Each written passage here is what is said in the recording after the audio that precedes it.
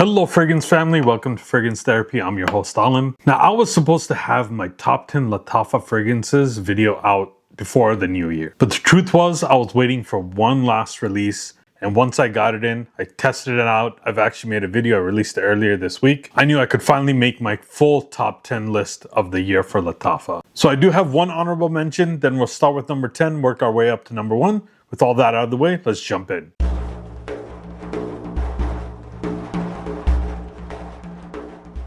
So the honorable mention goes to Lattafa's Opulent Dubai, and this is of course inspired by Stefan Humbert Lucas's God of Fire. And God of Fire was maybe the most cloned fragrance of 2025, and while this is really good, it didn't quite make my top 10 because there's another version of God of Fire that I prefer, which is French Avenue's Vulcan Feu. But that doesn't mean that this is a bad fragrance. This is actually really quite good. This takes the God of Fire DNA and it jettisons the agarwood. That change makes it more airy, a little bit less denser version. And if you are anti-oud, you'll actually probably like this one a little bit better. This is also one I think that the ladies might prefer because of that lighter nature of the fragrance. Good release.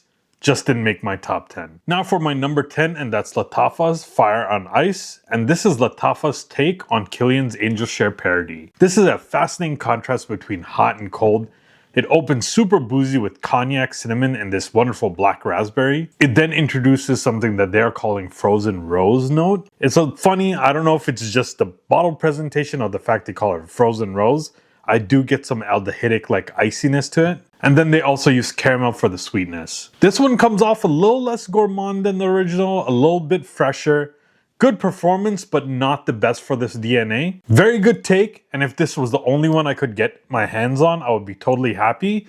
But this is not my favorite take on the DNA. However, it does have something really, really good going for it. It is by far the cheapest clone of this DNA that you can find. At the end, that makes this a very good fragrance and an excellent value proposition. At my number 9 spot, we have Lattafa's Cahiers del Frisson Untamed. And this was a very interesting release because for the longest time, this was the only way you could experience Eros Najim DNA in the US. And of course, the reason for that was because Eros Najim was originally just a Dubai exclusive before it became kind of readily available other places. This is an excellent take on that DNA. Spicy, aromatic powerhouse. It moves away from the bright freshness of the original Eros, of course, and opts for more sweet gourmands, aromatics, and spices. You get nutmeg, cardamom, cinnamon. There's also has this like creamy and sweet heart with this caramel and lavender, and also this like very resinous and sweet base with the amber and cedar. It still keeps some facets of the OG Eros, but gives it a sweet Middle Eastern twist. Now, I do also own the OG Eros Najim, and honestly, when you test them side by side, there's a slight difference in quality, but they do smell incredibly close together. Very good performance for this one as well. And this was just a more interesting, more mature take on the Eros DNA. Very solid release. At my number 8 spot, we have Lattafa's Sharief. And this is an excellent take on Parfum de Marly's Greenlee. Very fresh, green, almost soapy. It leads with this sharp green apple, bergamot, and petitgrain. In the mid, you get some cashmere and violet. Gives it almost like a clean laundry type vibe. And that oak moss in the base definitely gives it a classic masculine touch. The biggest difference between this and the OG is that the original has a more woody and also has more foresty green notes. This one tones down those deep woods, tones down some of that really green aspect, and instead emphasizes more on the fresher aspects of the DNA. I would say it's a good performer, especially for this kind of DNA. About on par with French Avenue's Aether Extrait. Maybe a really good option if you're looking for a more mass appealing take on Greenlee. I love the DNA, I'm glad I have this, but if you have French Avenue's Aether Extrait already, you may want to skip this one, otherwise this is an excellent pickup. At my number 7 spot, we have Lattafa's Khamrah Dukhan.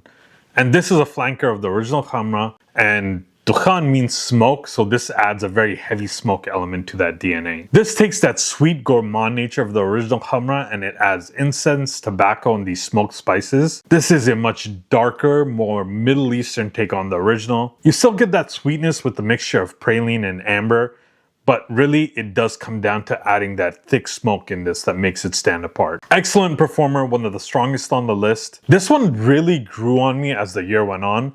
When I first smelt it, it was like my least favorite of the Khamrahs. This might be my most favorite at this point. It's like neck and neck with Qahwa. An excellent, more mature and masculine take on that Khamrah DNA. At my number 6 spot, we have Lattafa's Habik for men, and this was by far the biggest surprise of the year. I never knew how much I needed a JPG Le Mans Essence de Parfum clone in my life, and honestly, I didn't even know the OG was a thing before I got this one. This one is a fresh, spicy, aromatic masterpiece. It opens with this sharp burst of cardamom, black pepper, and bergamot. The aromatics come from lavender and sage, and then it has this smooth and creamy tonka and woody finish. In my opinion, this is very different from any existing JPG DNA. I've never got my nose on the OG, and it's really hard to get nowadays, and if you can find it, it's very expensive. But from everything that I've heard, this gets exceptionally close to that DNA. But I want to see more of this from Lattafa. Please give us clones of awesome discontinued gems. At my number 5 spot, we have Art of Universe.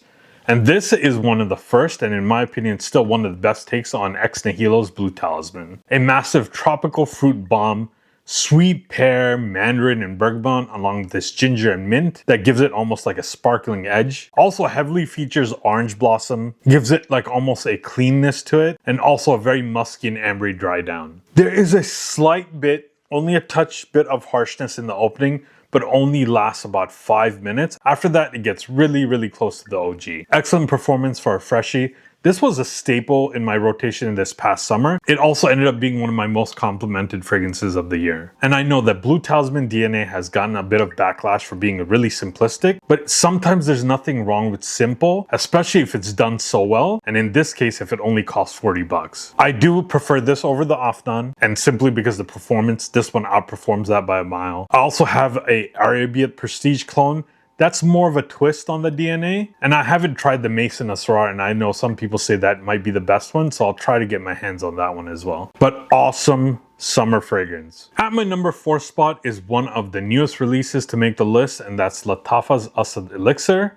And this is a twist on the Hugo Boss bottled Absolute DNA. This is an ambery, woody tobacco scent that has some sweet nuances as well. The biggest departure between this and the OG, which I have back there, is the opening. Much fresher and brighter in the opening with citrus, pepper, and saffron. I would say it is a much more mass appealing opening. It gets much closer to the Boss Bottled Absolute as it dries. You get that smooth tobacco, vanilla, and this ambery resinous base. Excellent performance right out of the box. And the original Boss Bottled Absolute was perfect for what it was.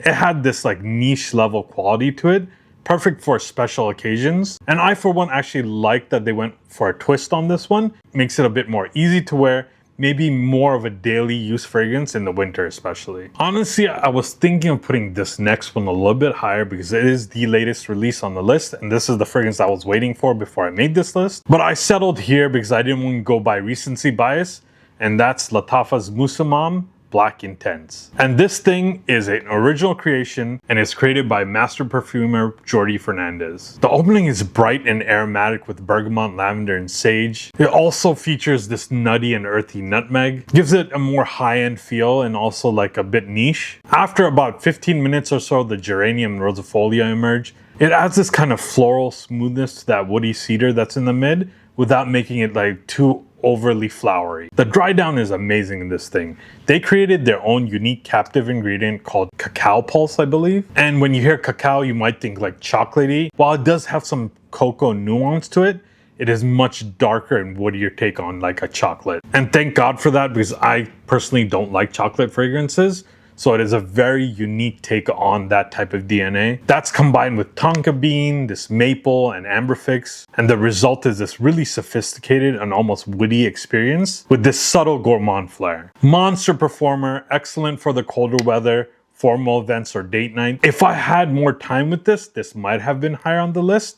Time will tell. My number 2 spot goes to Lattafa Assad Bourbon. And I mean, this is almost like a cheat code. They took the most wanted EDP Intense DNA. They added a little bit of Born in Roma Intense and a little bit of Stronger With You Intensely. It's just not fair. Those are some of my favorite designer fragrances of all time. But the hybridization makes it's kind of its own unique thing, and it smells incredible. This is a dark vanillic gourmand with some sweet aromatic undertones. It features cacao again, but again, cacao is not coming off as super chocolatey. There's also this very unique plum note in here that gives it this like fruity sweetness. You also get some aromatics with lavender, but really honestly the star of the show is that creamy bourbon vanilla. This is a gourmand that is a gourmand without coming off as a dessert.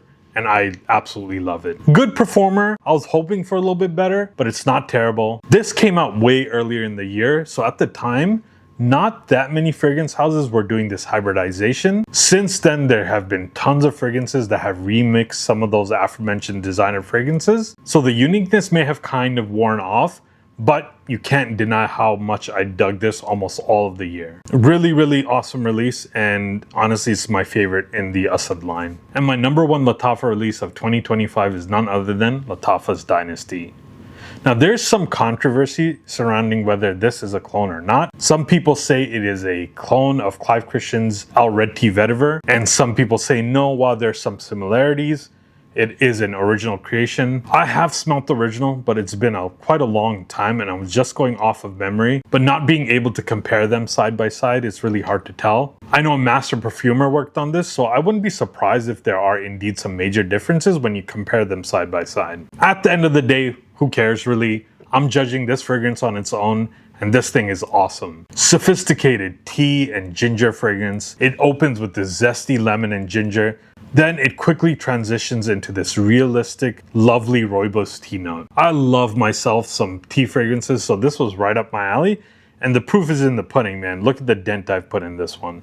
It has this elegant and earthy woody finish as well. The performance is good without being overpowering. This is very classy. It kind of lives in that space, and I'm kind of glad that this is not a room filler. If this one is also indeed another original creation, hats off to Lattafa, because I think they made two masterpieces this year. And this one you can pick up for around 30 bucks.